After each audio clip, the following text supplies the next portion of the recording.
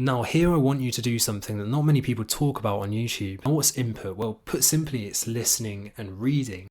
But specifically, you want to know what you should actually be doing. Well, you should be finding content that you're interested in and that you can understand the majority of. So if you're coming from step 2, for you, that's going to, at the beginning, going to be quite some basic content. Maybe graded readers are a really good choice at this stage.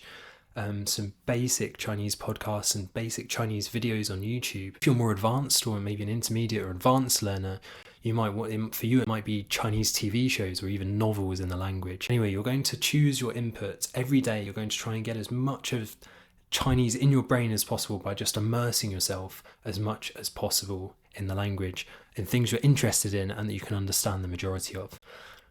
Now here I want you to do something that not many people talk about on YouTube, and that is, when you're listening and reading, you don't have to pay much attention to this, but every now and then you might find that you encounter a word or a phrase and you're like, that would be really useful for me to know in Chinese. That'd be really useful when I next have a conversation in the language. At this point, all you're going to do is you're just going to make a note of it. So I like to make a note of it on my phone or in a Google Doc, and then I'll come back to it later.